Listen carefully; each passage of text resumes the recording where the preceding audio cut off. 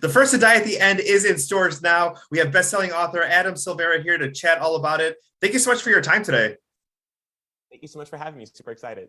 I mean, best-selling author, I mean, that's a great, some people have Mr. or Mrs. in front of their name. I mean, you have that now. Yeah, no, it's been a childhood dream of mine, and super proud to have accomplished it.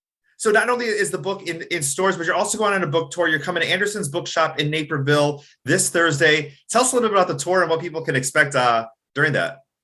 I'm so excited to return to Anderson's. It's one of my favorite bookstores. And for the book tour itself, it's really just me in conversation with a lot of friends talking about these novels. And I won't be doing any readings. I will leave that to all of you in your respective homes, but I will answer Q&As, answer questions, and sign books. So the highly anticipated prequel from They Both Die at the End is out now. As far as some of the characters and some of the plot lines, I mean, this wasn't anything that you had stored. I mean, this was something you thought about after that book. Talk a little bit about, creating this new novel.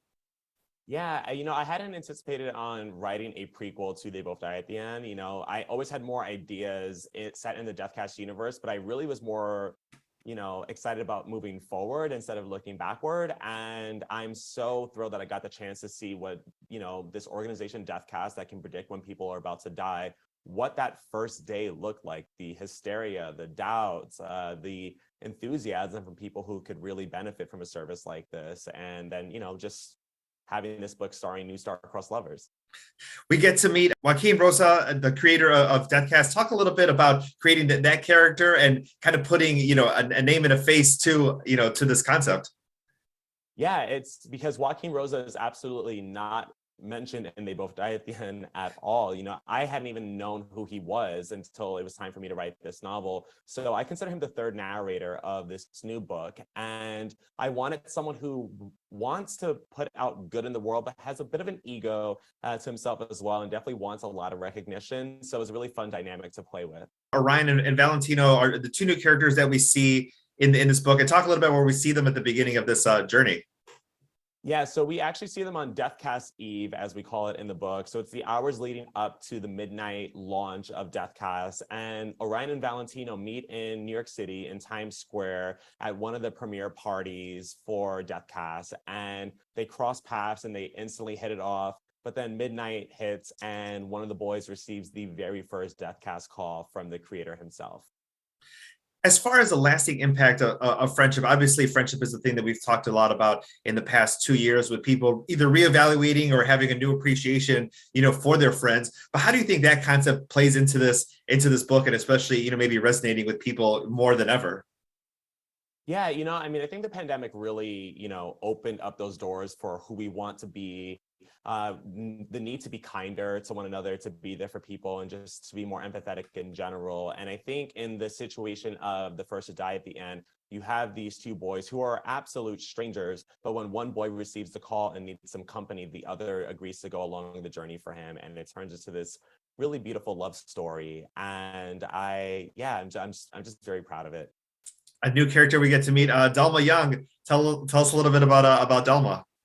Yeah, so Dalma has a very, very small appearance in They Both Die at the End, and she, creates this Last Friend app that is essentially the engine for They Both Die at the End. But I wanted to see who she was as a teenager, so I was able to make her Orion's best friend. So she's a tech wizard. We see her throughout the book talking about how she wants to create an app that's going to be really beneficial in this age of Deathcast. And for those familiar with They Both Die at the End, they know it becomes the Last Friend app, which essentially is a phone app that people can use when they are dying and want company that day, but don't necessarily want to involve their loved ones at the risk of scarring them of however their untimely ends might, occur. The book is number one for young adults currently. So, we're excited that our young adult readers are excited for this book. But what does it mean to you to have, that generation of, kids, because I remember being that age, a long time ago, but I remember being that age where you couldn't wait to get home from school to finish the book, or you were staying up late because you had a couple more pages to get through. And what does it feel like to be the author of that experience for teenagers?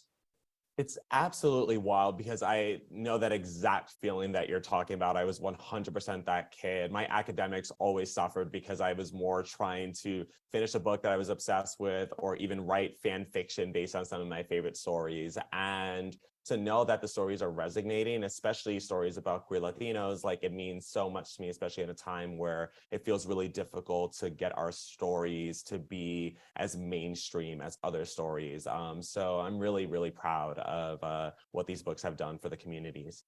And I mean, just going off that point right there. I mean, what does it feel like to have that representation? And not only having success, in one demographic, but to just be cherished by young readers, across the globe. Oh, and it's really mind blowing to me. Like to know that these books are in languages and have been translated into languages that I don't speak, that I can't read, and that they're still managing to impact readers as I designed it to. It's really special, and really proud that a novel about queer Latinos was the best-selling young adult novel last year, outselling many popular franchises. That is amazing. Well, much congratulations to you on that. A couple of questions about creating the prequel. So once you finished the other book, was this always in your mind of like, how am I going to continue, or how am I going to either start at the beginning of the story, or was it not to like, once you kind of took a deep breath where you're like, all right, now I can start working on it? Or how does that prequel kind of begin in your mind? Yeah, I had many, many, many deep breaths. I've written, a number of novels in between They Both Die at the End and now The First to Die at the End. So, the ideas of Death Cast were constantly percolating in the back of my brain, but I, had to really review They Both Die at the End and see what made sense historically in that world. And, even something that takes place in 2010 was a challenge. There's a lot of like historical accuracies. I had to make sure, does FaceTime exist yet? What was the price of like a Metro card in New York City back then? So there was a lot of research that went into it, as well as the research that I had to kind of like form for this like new history of this world that I was creating. I mean, 2010 feels like 5 minutes ago and like 35 years ago. So it's like, I wouldn't even know the answer to that. Yeah, it was very tricky. Bless copy editors for having my back on that. And then final thing, as far as social media messages that you get from either, queer Latinos, or just, fans of your book, or people who needed a little company, during the pandemic, who found your work. What was it like to get some of those messages over the past couple of years? Much like so many people, I was living alone during the pandemic, so it was very isolating, and it was a really dark time. I adopted a dog. His name is Taz. He's wonderful, but being able to connect with readers over social media was really life-saving to me, and I mean that very literally. And to know that, I wasn't alone in my feelings, they weren't alone in theirs, and being able to have that connection during a very isolating time was very necessary and special. Well, Adam, thank you so much for your time today. The First to Die at the End is in bookstores now. Plus, he's on a book tour across the nation, including a stop here at Anderson's Bookshop in Naperville this Thursday, October 6th. Much success with the book, and thank you so much for your time today. Thank you so much for having me.